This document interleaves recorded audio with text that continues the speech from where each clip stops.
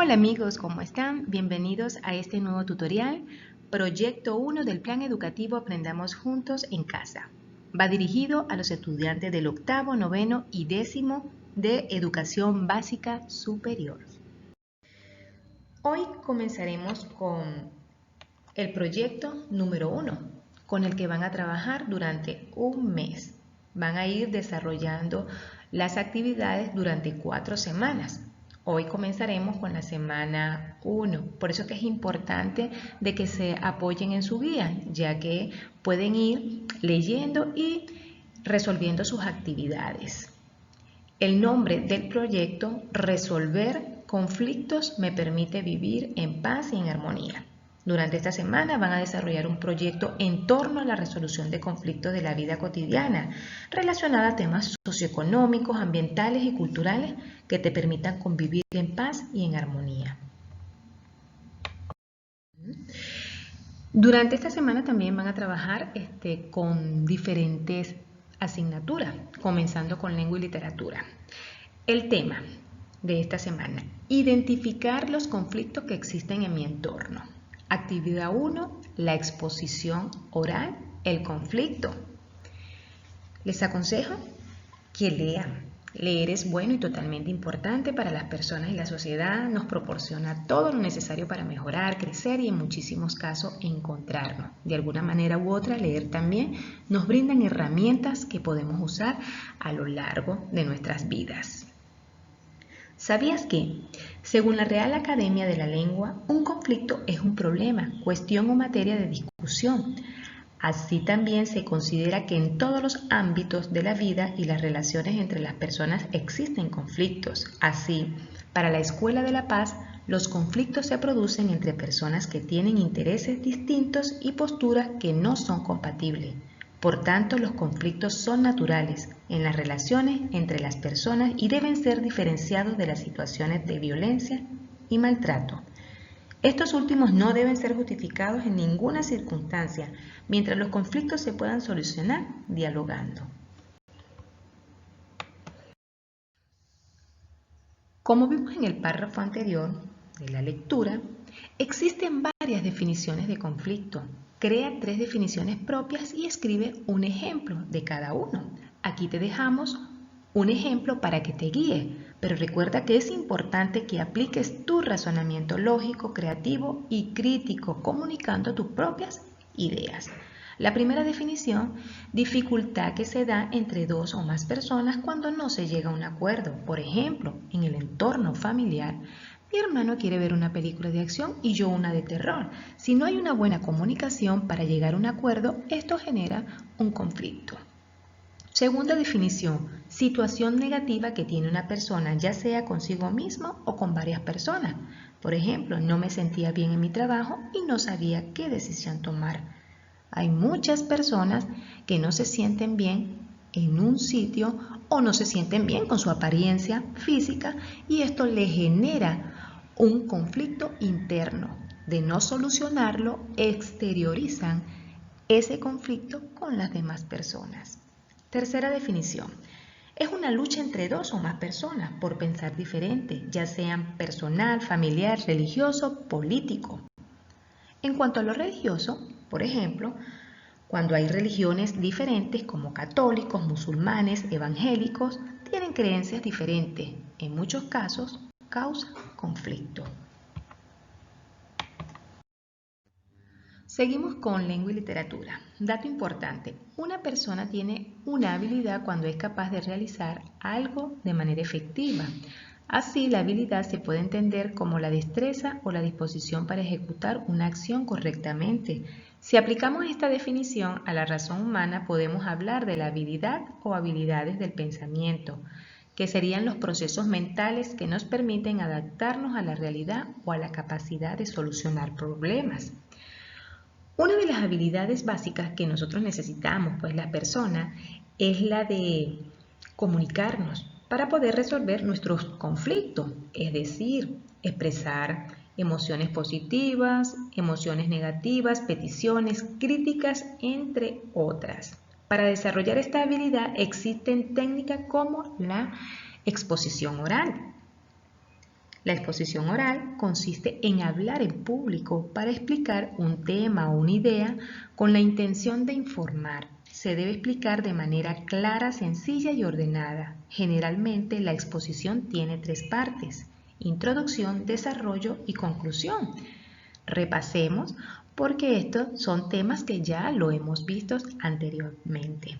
La introducción expresa el tema, se despierta el interés y se explica de lo que trata. El desarrollo expresa todas las ideas con claridad. Y la conclusión es el resumen de las ideas más importantes, la conclusión final.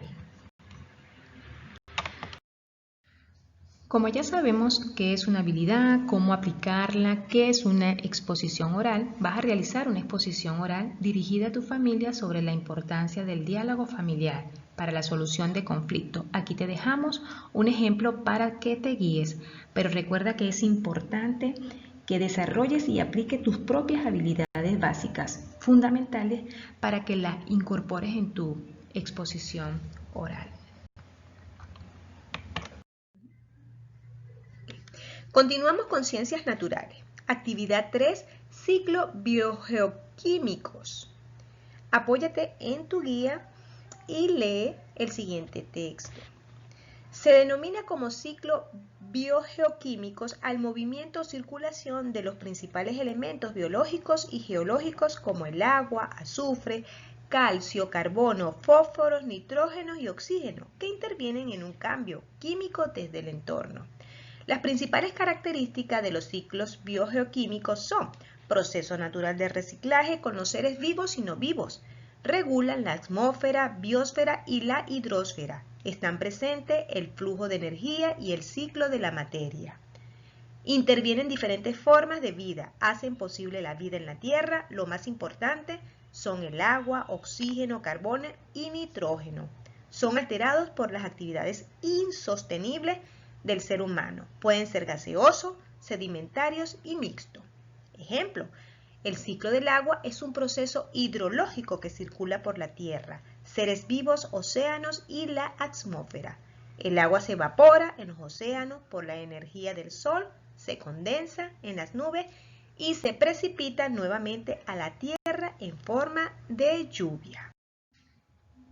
Después de haber leído el tema, vas a analizar el texto y dibujar en tu cuaderno el ciclo del agua. Como puedes observar, aquí tenemos un dibujo representando el ciclo del agua. Vamos a hacer un repaso. El ciclo del agua es el camino que sigue el agua por toda la Tierra, pasando por diferentes estados. La primera etapa es la evaporación, que es cuando el agua se convierte en vapor gracias al calentamiento del sol. El vapor del agua que llega al cielo forman las nubes gracias a la condensación. Cuando el vapor del agua se enfría, crean pequeñísimas gotas que se juntan y caen en forma de precipitación. Luego reflexiona cómo crees que beneficia este ciclo a todos los seres vivos y no vivos que lo conforman.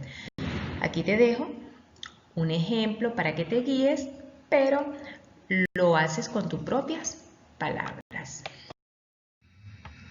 Culminando con ciencias naturales, vas a contestar las siguientes preguntas. ¿Por qué crees que les afectaría a los seres vivos la falta de alguno de los ciclos que conforman la litosfera, hidrosfera y atmósfera? La falta de alguno de los ciclos biogeoquímicos harían perder el equilibrio en la naturaleza. Esto afectaría a los seres vivos, ya que los ciclos biogeoquímicos permiten la vida en la Tierra y sin ellos no podrían existir. ¿Qué solución propones para que no exista contaminación de los recursos naturales cuando el humano consume para su supervivencia? Recicla, reduce el consumo de plástico, compra productos locales, consume productos ecológicos, disminuye el uso del agua y de la energía eléctrica. Puedes ayudarte con el texto integrado del estudiante de Ciencias Naturales de noveno de Educación General Básica Superior.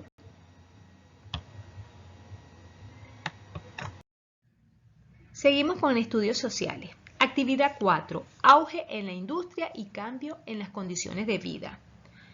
¿Sabías que existieron abusos durante la Revolución Industrial que padecieron los trabajadores en las fábricas inglesas? La Revolución Industrial no fue como se cree, una época de opresión y de explotación y misericordia de los pobres. De acuerdo a lo leído, la Revolución Industrial no fue como se cree. Fue una salvación de la hambruna, la miseria y el atraso. ¿De qué otra forma puede explicarse la masiva migración que hubo del campo a las zonas industriales, las colas para la obtención de empleos en la fábrica? Esas conductas, esas preferencias reveladas, nos indican que quienes supuestamente fueron víctimas de la revolución industrial fueron en realidad sus beneficiarios. Nadie forzó a los campesinos a emigrar a zonas industriales. Nadie los forzó a trabajar en la fábrica. Lo hicieron porque ellos consideraron que sus condiciones de vida en los campos eran peores que en la fábrica. Esa y no otra fue la causa de este fenómeno. Culminando con estudios sociales, vas a leer el texto sobre el mundo en el siglo XIX del texto integrado del estudiante de estudios sociales del 10º de Educación General Básica Superior, página 16-18 del Ministerio de Educación. En tu ficha pedagógica vas a encontrar un enlace donde habla sobre la revolución industrial y el derecho laboral. Léelo, analízalo y realiza el siguiente esquema denominado puntos de brújula. En tu cuaderno vas a dibujar una brújula, este instrumento, utilizando toda tu creatividad y vas a señalar sus puntos cardinales. Luego vas a responder las siguientes preguntas. Por el norte, ¿qué necesito saber o averiguar acerca de los avances científicos? Por el este, ¿qué me gusta de este tema? ¿Cuál es el lado positivo sobre el auge de la industrialización?